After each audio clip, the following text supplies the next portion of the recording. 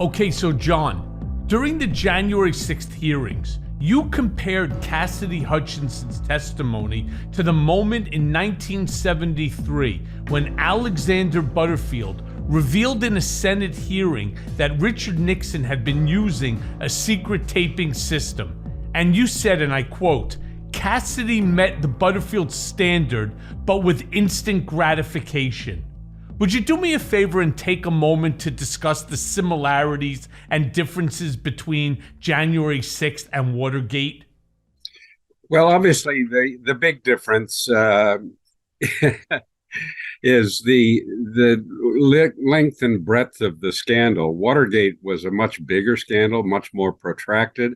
It was very slow to develop into a scandal, whereas January 6th sort of was born on January 6th because of the events describing the situation.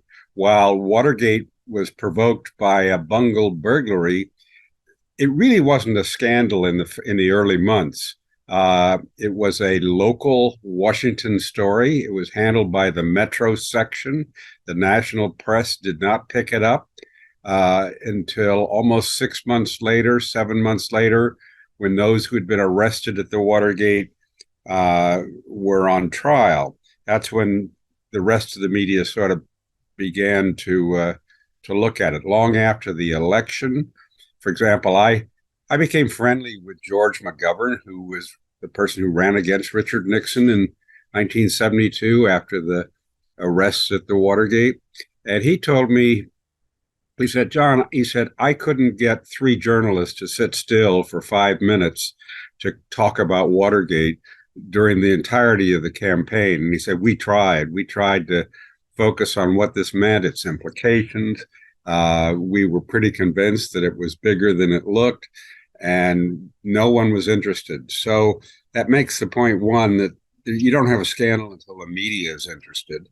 And you do have a scandal when they are interested. And they were almost instantly interested, for good reason, in January 6th because of the implications. This was a threat to democracy. Watergate was not the same kind of threat. It was a president exceeding his powers, taking the attitude he later expressed as a former president. When the president does it, that means it's not illegal. That's an interesting philosophy for the chief executive, who takes an oath to uphold the law and to enforce it. But anyways, there's a substantive difference. But during Watergate, other than yours truly, no one broke rank until Butterfield did. And Butterfield was not implicated in any way in criminal behavior. He had installed the taping system, and it was the ultimate inside secret of the Nixon presidency. Cassidy Hutchinson was of that significance. She broke the code of silence between, she wasn't implicated in any wrongdoing, but she thought she had an obligation to tell and explain the wrongdoing she was aware of, and did so, and was very articulate. I think the testimony of Cassidy before the January 6th committee was pretty limited. I think they agreed that they would just focus on January 6th. The indications are from the forewoman of the grand jury in Georgia is that she was a great witness down there, where she probably gave broader information about the whole scheme to overturn the election by Trump and company. But we'll have to see on that.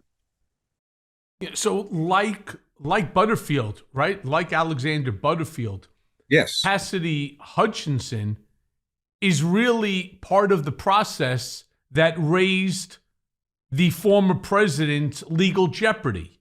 Because prior to that, right, the taping system in the Oval Office, that basically changed the trajectory of the Watergate scandal and was obviously a major part of the 1974 Nixon resignation, if I'm not mistaken. Well, it became, as a result of my testimony, the question was, who was telling the truth? Was it yours truly or Richard Nixon. And Nixon denied everything I had testified to that implicated him, as did the others.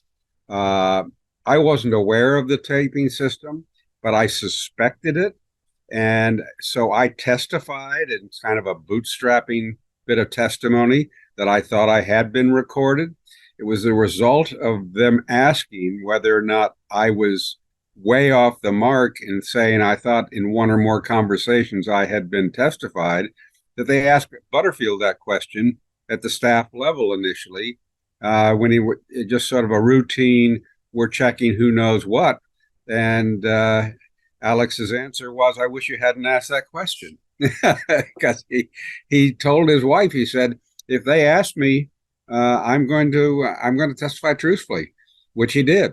They did that on a Friday the 13th, and on Monday the 16th of July, they had him in front of the committee, and that indeed did change the whole trajectory of the Watergate investigation, because after that, I had certainly given the prosecutors probable cause on everybody I had mentioned, and they went with that and immediately went to use that my conversations or my testimony about the tapes as a basis for a subpoena to go after the tapes. And the rest, of course, is history. They would ultimately get them. And when they did get them, it would force Nixon's resignation. And I think, a lot of people think it's because they had such a solid case against Nixon that it was inevitable. I'm not sure that's the case. I think that Nixon said he had lost his support on Capitol Hill because he was caught in a huge lie. He was that.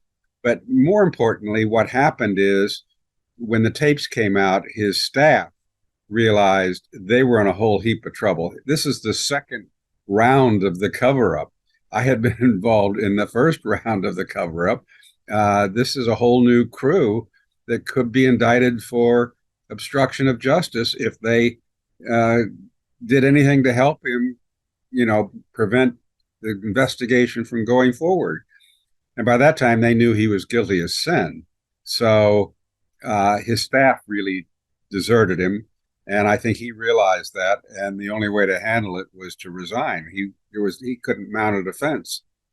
His lawyer said, listen, you have made misrepresentations to me, which I've in turn made to the House impeachment inquiry. He said, I want to correct those statements, which this guy, his name was Sinclair, went up and then corrected the record in front of the House Judiciary Committee. So Nixon the air just went out of all of his defense at that point when the Supreme Court said, yes, he had to turn over the tapes. Yes, but you see the difference, though, of course, is in the case of Nixon, there were tapes and he was willing to turn them over. Hutchinson, with Donald is obviously a very different scenario. We're talking about mens rea. We're talking about the intent that Donald had, that, of course, he's going to lie and he's going to claim that he was never going to the Capitol. He's not the one that wanted them to do it. But I read an interesting paragraph in The Intercept where it says Hutchinson, a former aide to Mark Meadows, Trump's White House chief of staff, showed that the president knew that many of his supporters who marched on the U.S. Capitol on January 6th of 2021 were armed and dangerous and still encouraged them to march on Congress. He even sought to go to the U.S. Capitol himself to lead the armed mob in person and lunged at a Secret Service agent to try to take control of his presidential limousine.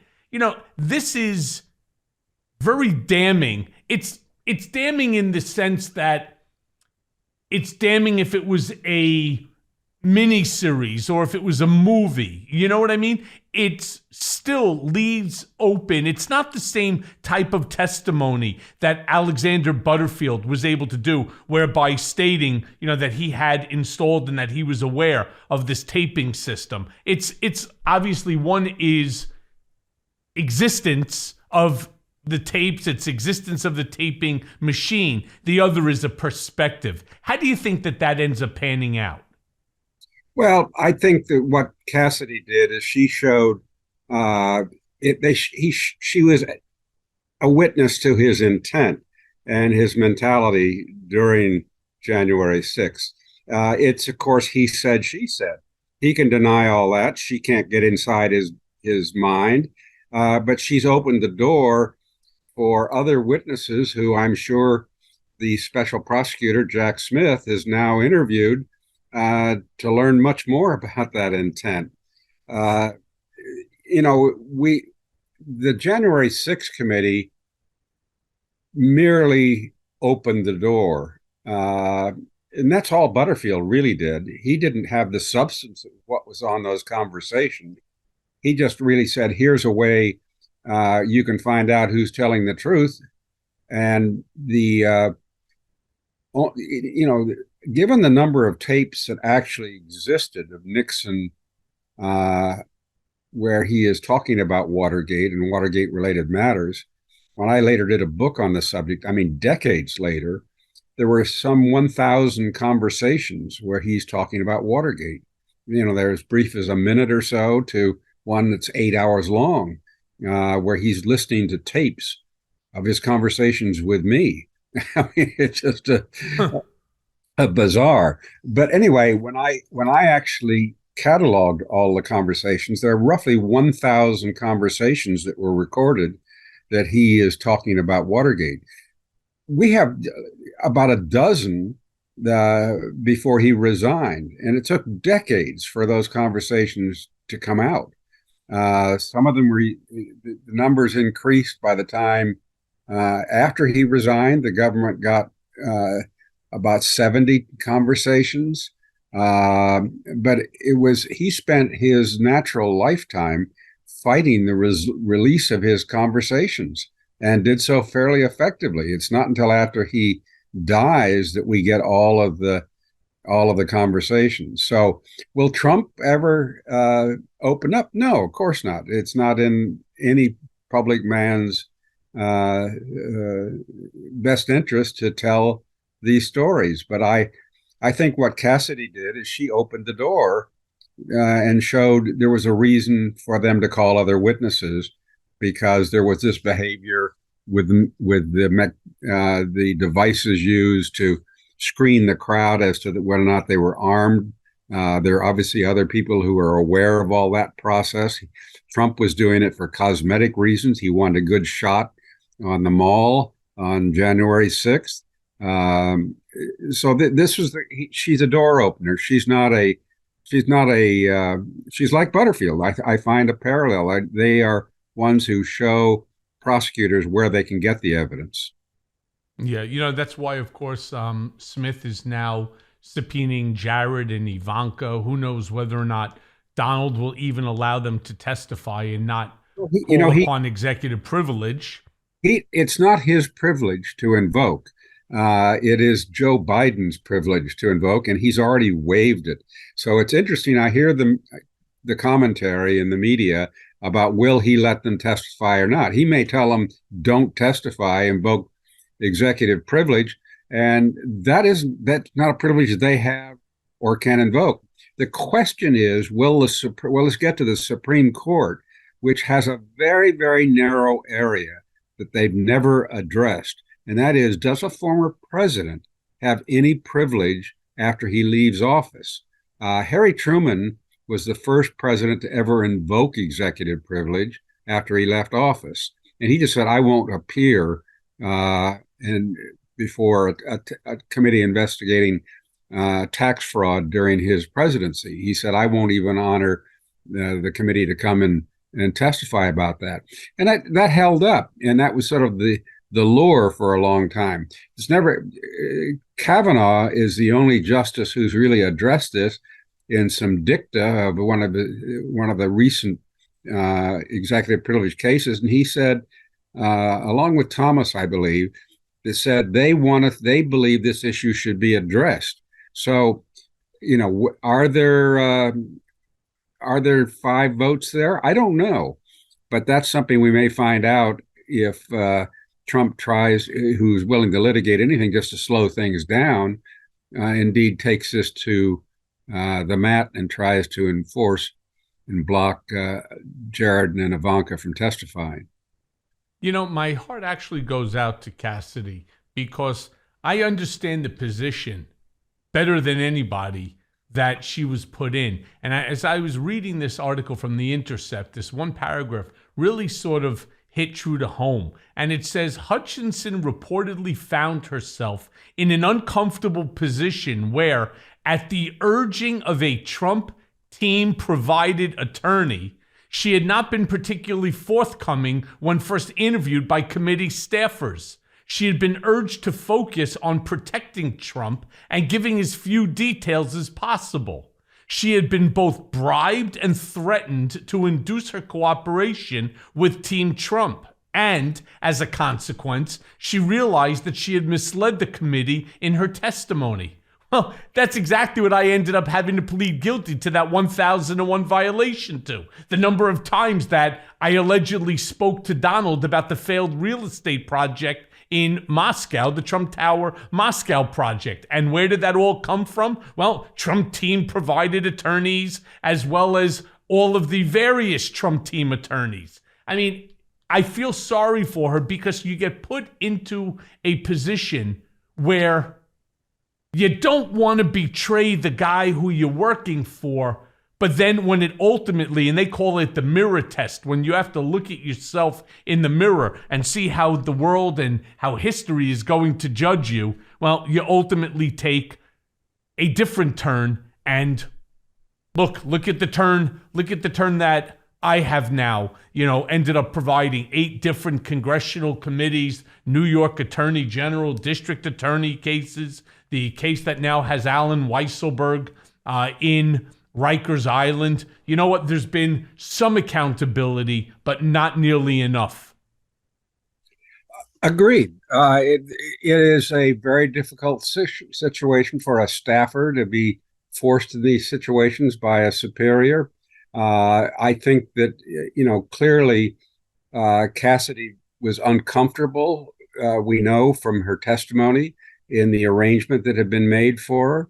And it was, I think, Liz Cheney, who's the one who spotted the difficulty. And as a result of that, she got a different lawyer. She got Jody Hunt, who is not an experienced criminal lawyer, but at least probably has some in his firm with him, and is doing it pro bono, and got her out of the clutches of Trump.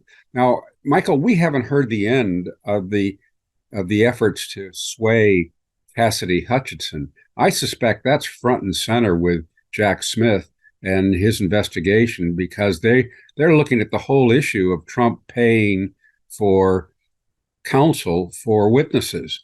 That's what was the nightmare at Watergate, and became the core of the cover-up. When I first learned that they were going to pay the Cuban Americans and give them a defense money, I had, it didn't strike me as, I'd never heard of obstruction of justice at that time. Watergate would put obstruction of justice on the map, but it wasn't until they had been paying quite a while until I realized this is a really bad arrangement and dangerous. I thought first, when Howard Hunt called Chuck Colson, who'd gotten him a job at the White House and later over at the Re-election Committee, and was demanding money, or they were going to talk, that's when it clicked to me that this is hush money. This isn't a defense fund. So I think that's the question they'll have to look at with Trump's arranging and his campaign arranging for all these witnesses to have paid counsel. It just invites obstruction. So we haven't heard the end of that. I agree with you. But let me ask you this then, because we now know that not even Fox News or any of their hosts believed the lies that they were telling about the 2020 election.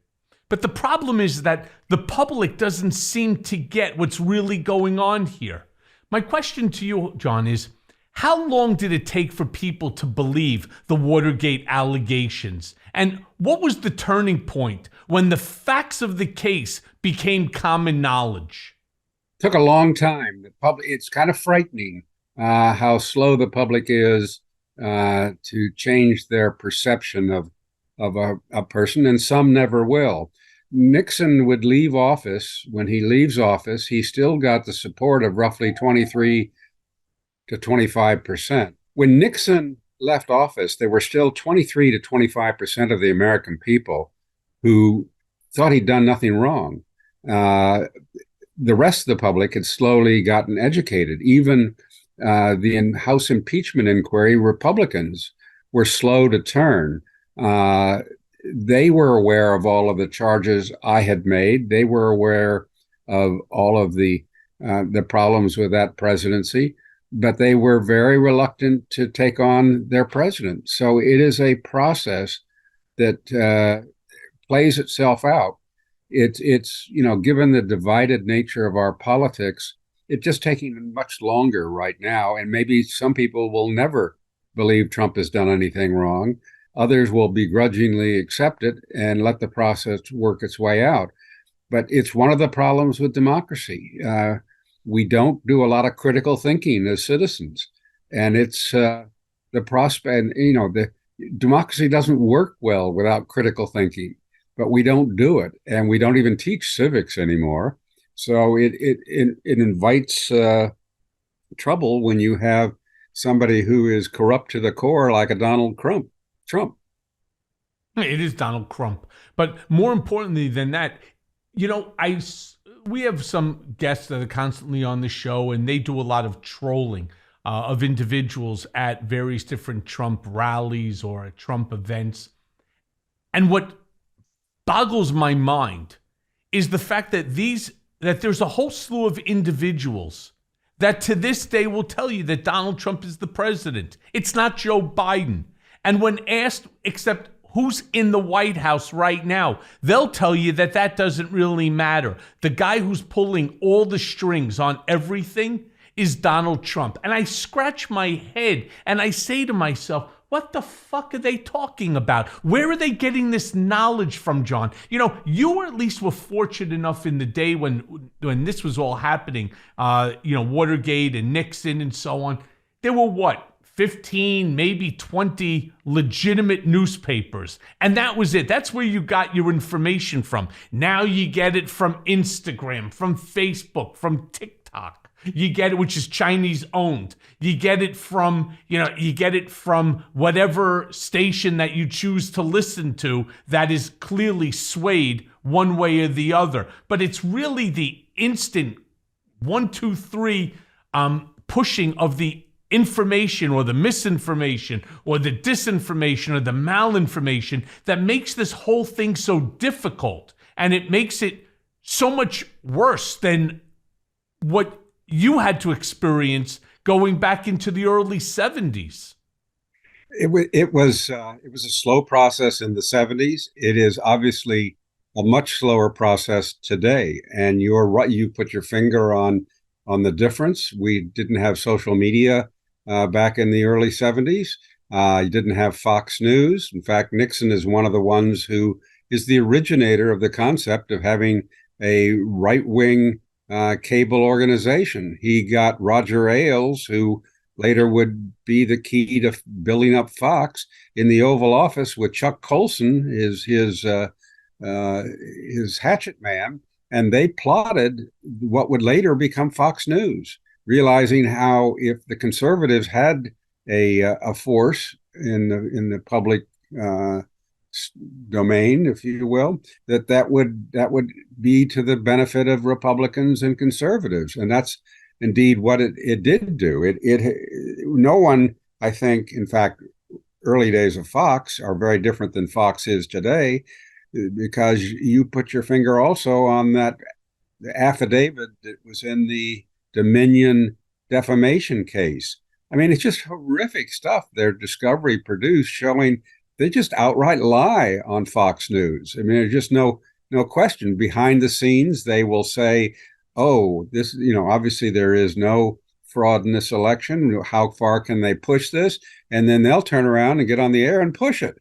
So that kind of dishonesty has found channels to reach public, and a gullible public, and feed them the information they need to live in their illusions of how the world operates. It is their confirming biases writ large for them, so they can live comfortably in the alternate universe they've selected. It's really not a healthy situation for democracy. No, it's not. Now, John, you've been very vocal about your criticism of Bush and the Iraq War. How do you feel about America's support of Ukraine now? I mean, because Biden has put a lot on the line to help protect NATO countries from Putin, and it's cost him here at home. Should we be so invested in Ukraine, and if so, why? Well, I think a much different situation. Ukraine, if we don't help Ukraine defend itself against Russia in Ukraine, the war will move on to Europe, and soon it'll be on our shore. And today, wars are much different than they were even 10 years ago. So I think Putin will be emboldened if he wins this war. Others, China, Xi, may be emboldened if we don't defend democracy around the world when it's not able to defend itself. So it's where do we want to fight them? In South Carolina and North Carolina and Florida and Georgia when they invade, or do we want to do it in Ukraine? I would pick Ukraine as the place to solve this problem and show Putin he doesn't have clearly he does not have a war machine. He has a stumbling, bumbling, on-the-fly army that probably can be defeated. The question is he so distorted in his perception of the world that he'll go nuclear? We don't know the answer to that. We certainly hope that isn't the case. But it will be it'll be a one-time experiment for him, because if he starts sending his new missiles and warheads, that will change the world totally forever.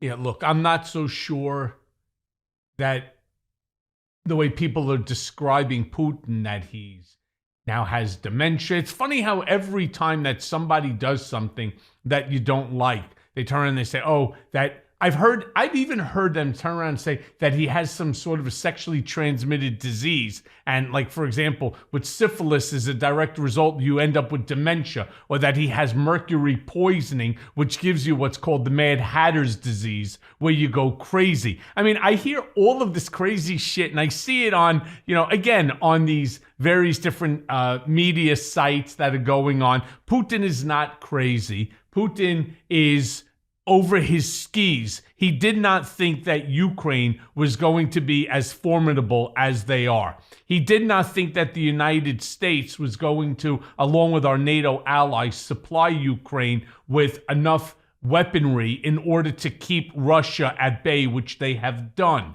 Unfortunately, to a significant loss of life on both sides. I feel sorry for these Russian soldiers that have no choice. They get a letter, from the Kremlin saying, hey, pack your shit. You're heading off to Ukraine and you're fighting a war that you probably, like Vietnam, you don't believe in, but you have no choice, especially not in Putin's Russia, if you want to stay and if your family wants to stay. So these poor dopes end up having to go over there, and they're giving up all over the place. They're walking away from their own tanks, from their own trucks, lighting that shit on fire, or just abandoning it in and of itself. So, this, again, I don't believe that Putin is out of his mind. I think he certainly believed that it was going to be a much easier victory. And what should this really tell not just the United States and our NATO allies,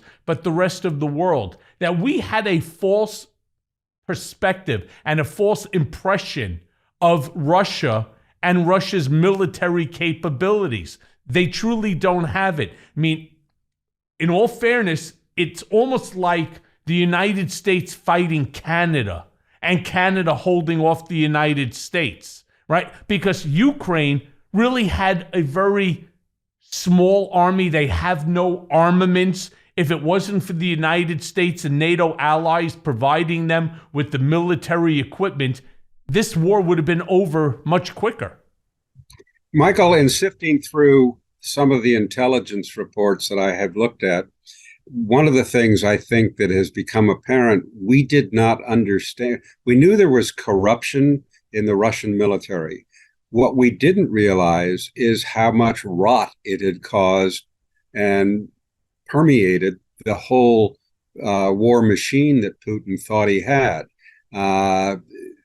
That's why we misjudged the capability of Russia to indeed come in and take big sections, if not overpower Ukraine within days of starting their war. But we quickly realized that the corruption had really destroyed the machine.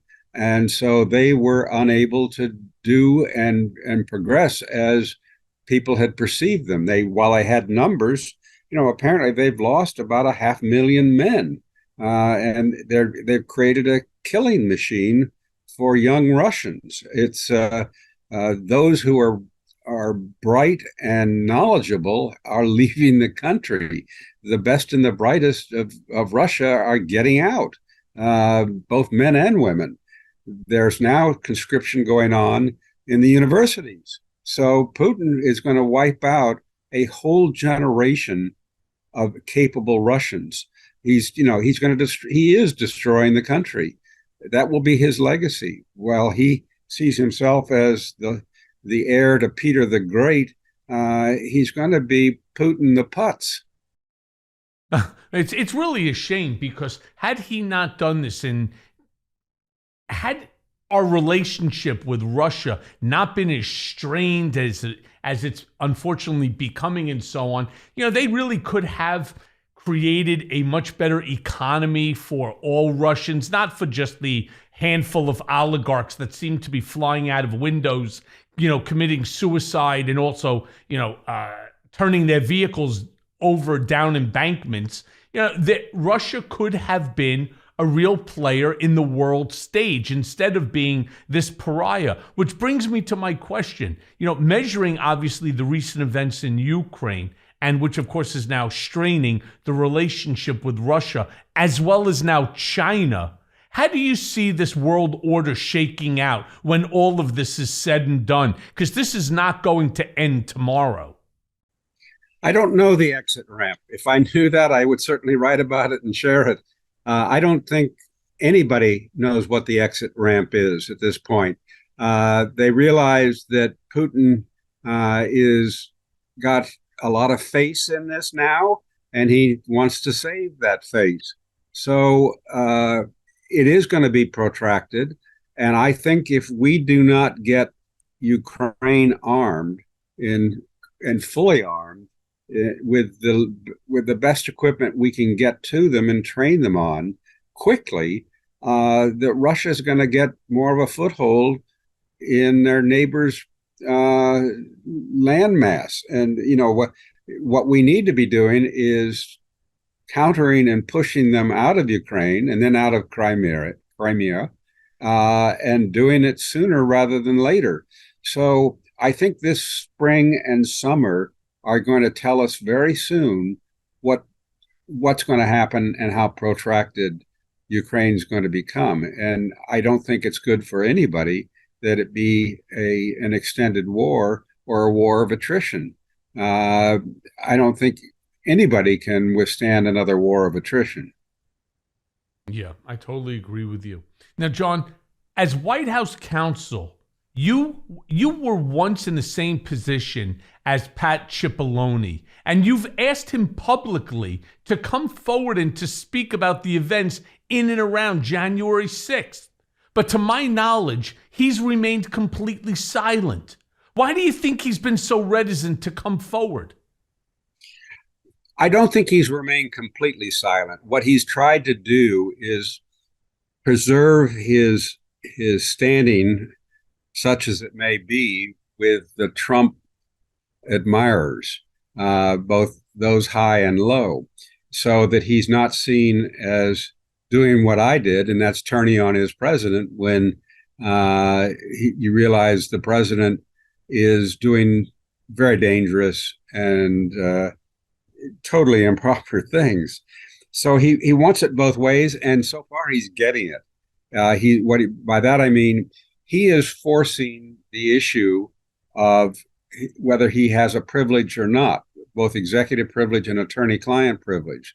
We don't know because they're happening in front of the grand jury and the chief judge how often he's been in front of that court, the D.C. District Court, and Burl Howell, who is handling these behind closed doors.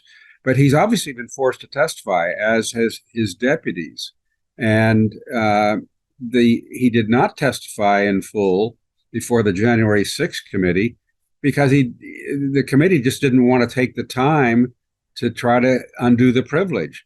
The grand jury, and I'm sure that Jack Smith is getting everything he needs, because grand juries are very different in their ability, one, to get everybody's testimony, and two, they have an enforcement procedure and proceedings, like holding a witness in contempt and throwing them in jail immediately if they don't cooperate. So I think the special counsel is getting that testimony. I think it's just, we have Ivanka and Jared now threatening to invoke executive privilege. Well, if they do, it won't hold up. Nixon versus United States is the case in point where it's established that even the President of the United States, with invoking executive privilege, does not have that privilege against a grand jury seeking that information. And that's the situation here. Even if the court does find there is some sliver of privilege that a former president has, it's not going to hold up against the grand jury seeking that information, because grand juries have enormous powers to get the information they want. Okay, so let's talk about potential indictments and so on. Obviously, I'm going to refer first to the Fulton County District Attorney, Fani Willis. So, she has indictments to make in this Trump election fraud case. I'd like to ask you, what are your predictions, assuming that indictments are forthcoming, and who do you think that she will indict, if anyone? Given the fact we have now had a tip from the Georgia Special Grand Jury forewoman as to the scope of the investigation and their recommendation that some 12 to 14 people be indicted, it sounds like that District Attorney Willis is going after fraud in not only in the election, but in possibly the bogus elector scheme as well. She's had 75 witnesses. That's a lot of witnesses, way beyond just the election fraud. That has to involve also the bogus elector issue as well. What I'm scratching my head on, Michael, is whether she's going to proceed with what a lot of people think she would like to do, and that's a RICO case, a racketeering case, where she shows that what Trump is engaging in is a pattern of criminal behavior that ticks off all of the Georgia predicate acts to show racketeering, and that will place the case in its broadest context, where people will see that this was not just an isolated one-shot, let's get Georgia with two calls that he thinks are perfect, but rather a whole criminal scheme to corrupt the Georgia election. And Georgia was just part of a larger scheme. I hope she goes that way. Whether she will or not, I think that's what they're deciding right now.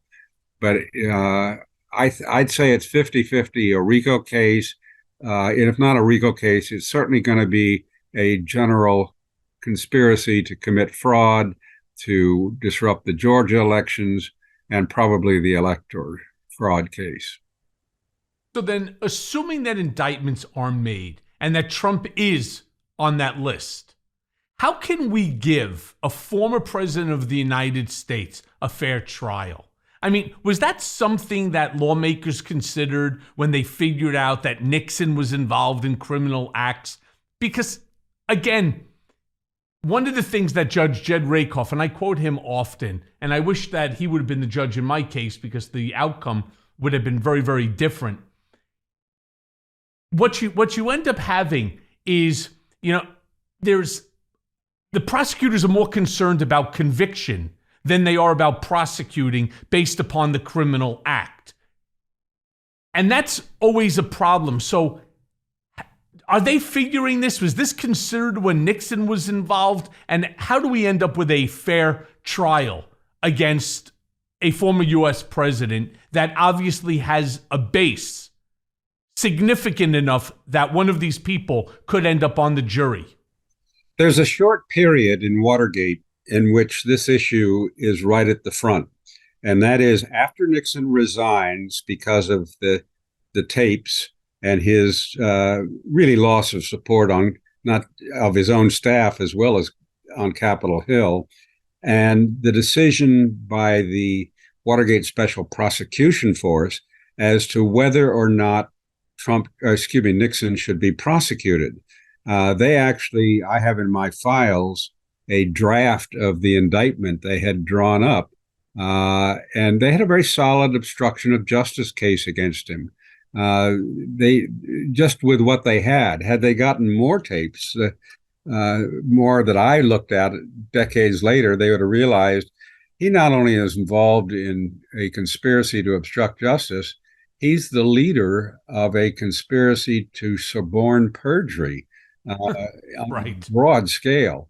And this surfaces in conversations I was totally unaware of, and secret calls he's making to people to kind of brace them to commit perjury. But anyway, yes, the issue of whether Nixon could get a fair trial was the key factor in Leon Jaworski, then the special prosecutor, as to whether he would indict. And the most effective document I saw in the entirety of the representation of Nixon was done by Jack Miller, who was once the head of the criminal division of the Department of Justice. And he wrote a memo making a powerful case that Nixon could not get a fair trial. The law has evolved since then, and they're better at impaneling juries where they address this issue during the voir dire to see what the depth of knowledge of people might be. And I think that, in Georgia, for example, you take this grand juror who's out and about, and she's somebody who had never heard the Rathenberger call. She hadn't voted in the last two elections. And so she's pretty naive and unknowledgeable, but bright and obviously enjoying herself with her media tour. But I think that, you can find a jury, even though the law says you have to protect the rights of people, that they can't have made predetermined decisions and then sit on a jury and convict based on that knowledge. They have to make their decision based on the evidence that's presented them in the courtroom. But yes, it was a big issue, but it was resolved, of course, when Jerry Ford pardoned Richard Nixon, and there was no question that he couldn't be indicted at that point. One of the things Leon Jaworski did that was kind of interesting that I learned many years after the fact is he solicited all the senior staff, all the lawyers, to write a memo to him as to whether he should or should not prosecute Nixon, whether the office should go forward. And while there was an overwhelming sentiment to prosecute, there was also an overwhelming concern about whether Nixon could get a fair trial. And I'm not sure, I'm not sure we'll ever resolve that issue. And if it's going to happen more likely down in Fulton County, where they find jurors that can sit on a jury and make a judgment of a former president, because they really know nothing about all these activities. Most people don't follow this the way you and I do, Michael. So, well, that's true. So Yeah. there is a possibility that can go forward, but obviously, if they find a tainted jury, that will result in a reversal if they convict. Yeah. So let's just jump for a second to Merrick Garland, because Merrick Garland's been really slow to put together, right, the mass criminality of Trump's efforts to steal the 2020 election and a whole slew of other, matters that have come before him. And just taking, for example, the 2020 election, he finally ends up giving the job to Jack Smith, who now appears to be moving this case forward. But the real concern, and something that the Republicans and Trump in the messaging has been, just nonstop, is that the case cannot fizzle and that there has to be indictments, because if not, this will cause our democracy to suffer. Do we just move on? What do we do here if, in fact, that they don't bring any indictments? What happens then? That's a pretty dire potential. I think a democracy is threatened if Garland doesn't go forward.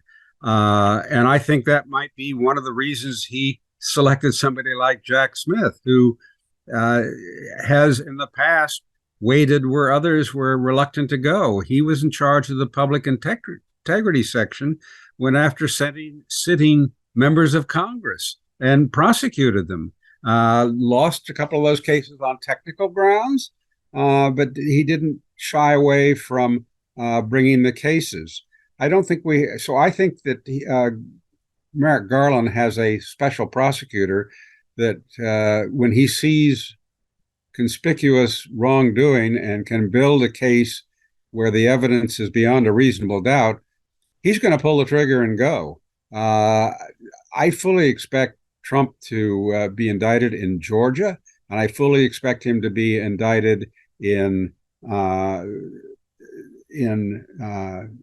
federal cases, both the documents case in Mar-a-Lago as well as the January 6th case.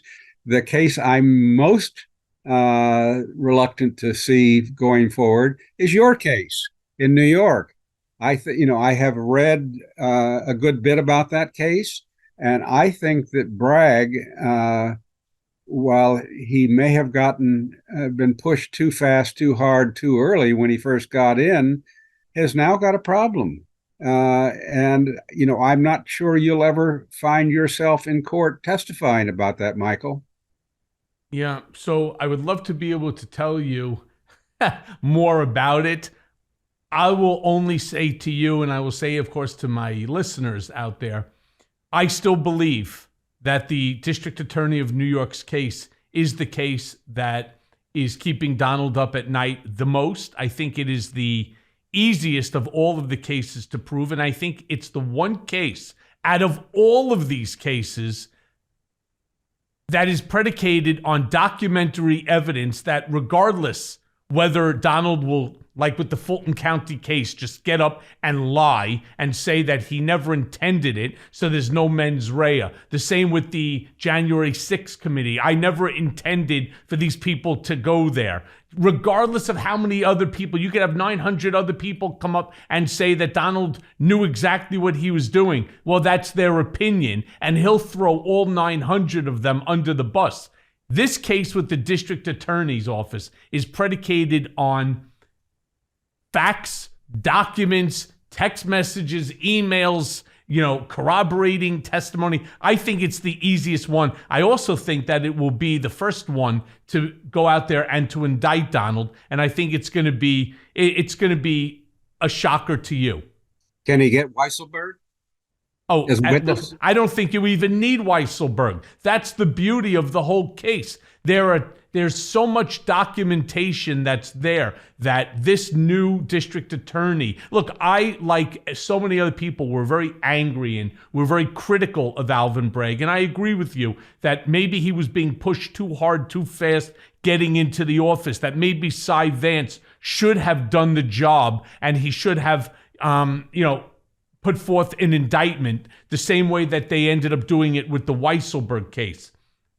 Okay, fine. It didn't happen that way, but I think Alvin Bragg, as I've said on television, I think the plane has taken off, and I think now it's heading, to make its juxtaposition in the air so that it heads in the direction that justice, requires. That's my opinion. But we'll see who's right and who's wrong. It's a little bit of a disadvantage in the fact that I'm so closely connected to it that again, I don't want to go into too much of the detail, but I promise you, the DA's case is much stronger than people know what they believe, and I think it's going to be integral in stopping the Mandarin menace. But let me just move on and ask you this question, John. I want to thank you for taking my bait on that. There you go. So, John, Mitch McConnell has been playing the long game. He's been playing it for a long time, including that, he stacked the Supreme Court. Now, he's weakened public institutions, and some consider, like myself, I consider him to be truly evil. But what's crazy is that he's now seeming like the sane voice in the Republican echo chamber. How do you think that history ends up judging Mitch McConnell? And more importantly, what do you think of him? Well, my thoughts are somewhat ephemeral. I think he is a master of the Senate, and you have to admire his ability to run that machine like few have since Lyndon Johnson. He knows how to make it work or not work to fulfill the goals of the Republicans. I have a lot of fundamental problems with the Senate as an institution. It is totally undemocratic. It is an anachronism in a modern democracy, and it needs a lot of work that it may or may not ever get. And it could well help bring the end of our cherished system because of its deep flaws, and starting with a filibuster. But that's a whole other program. As far as Mitch McConnell and what he has accomplished or not accomplished, it is pretty remarkable. He has stacked the the Supreme Court using the Senate. He did block Obama from appointing Merrick Garland, who would have never become Attorney General. Well, he can't say that. People, they have gone from Attorney General to the court. I suppose a president, if he asked somebody to come off the court to be Attorney General, might consider it. Interesting question. But anyway, I think that the ability of Mitch McConnell to get his way has been very striking. Now, the fact that he is the sane voice, I think, is pretty typical of his politics, which have been pretty hard right, but not extremism and not radical. And the radicals are, of course, running the House through Kevin McCarthy. I mean, this is the Freedom Caucus that has taken charge. These are the Tea Party people who have found longevity in their next iteration. And they're all nuts. I mean, they're just literally nuts. They're not people who respect democracy. They're not people who have any admiration for the system. They're not people who really want government to work. They're just the opposite. They're a lot of performative politics, a lot of desire to make noise and draw attention to themselves. They really don't belong in the government because they don't want to do anything to make government work. Republicans of this ilk have long wanted to rule. They don't want to govern. Governing's a lot of work. Ruling is their first instinct.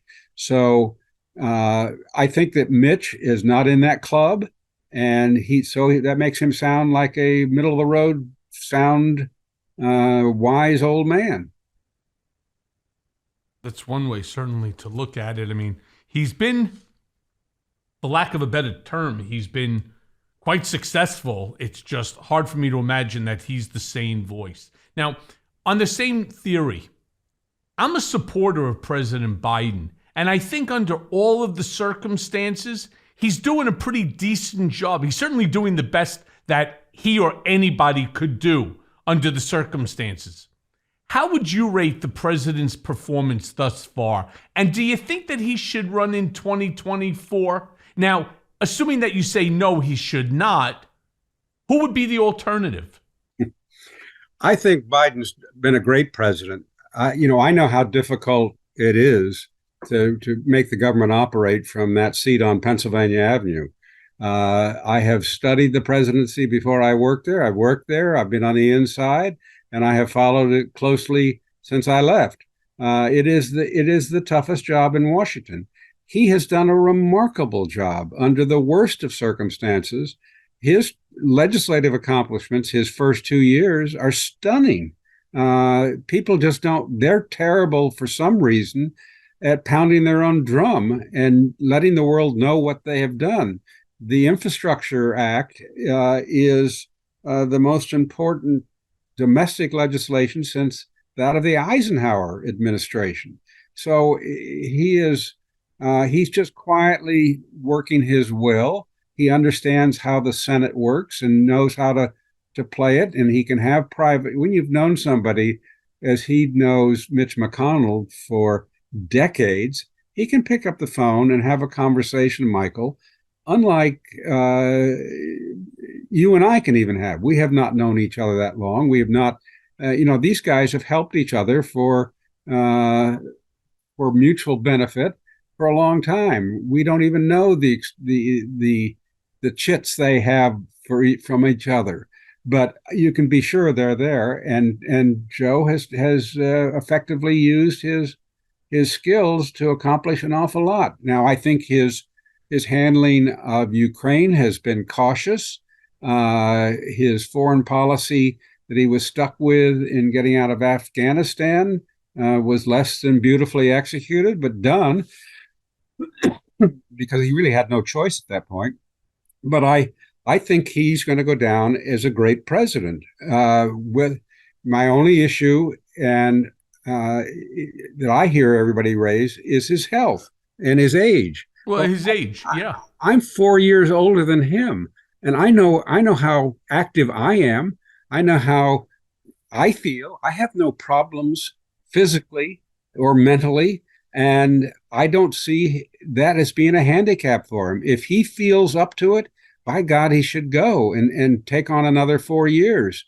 I think he's got the ageism, but he can hit that head on.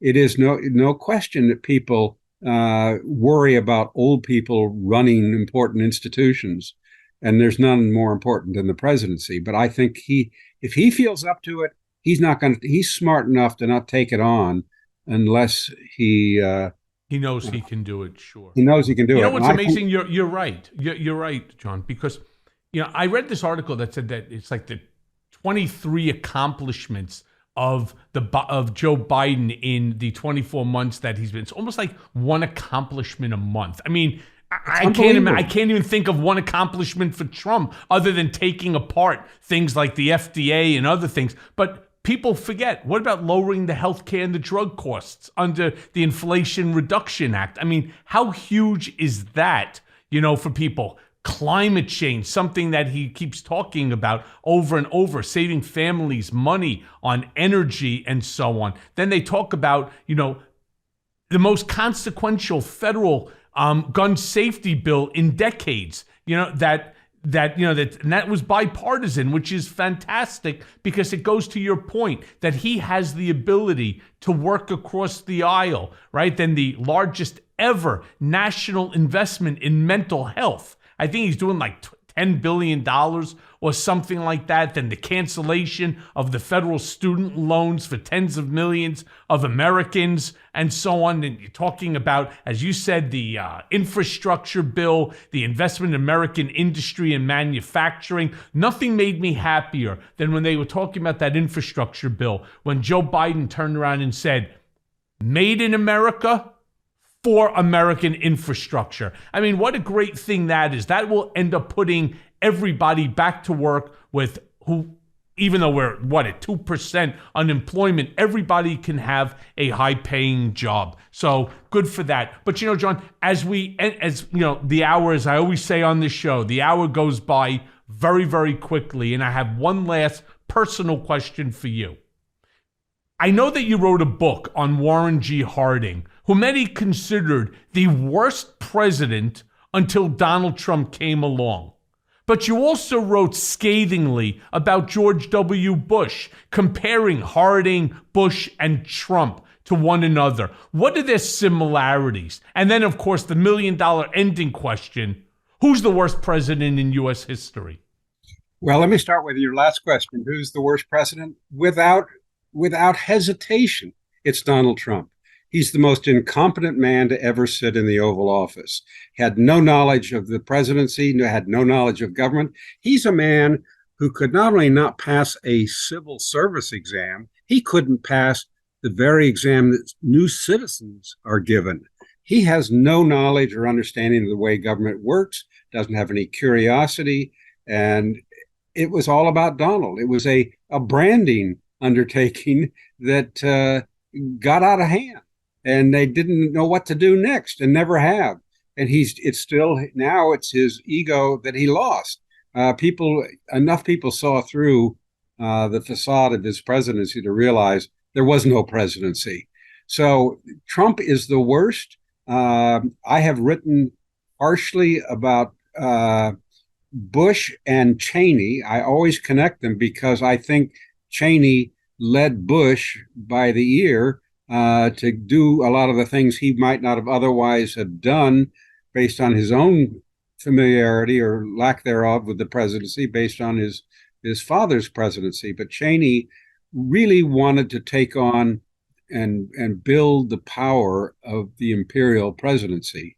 That to me is dangerous. It's another way to say, let's have an authoritarian president. This unitary executive theory that conservative scholars bandy around, another way of saying, how do we create a dictatorship without a dictatorship? So I was harsh on that before authoritarianism hit the air. I'm one who's written a lot about the negatives of authoritarianism and the personalities, who these people really are. Trump is, of course, a classic authoritarian. He's a poster boy for what an authoritarian is like in government. Who is the way? So he's just no question the worst president.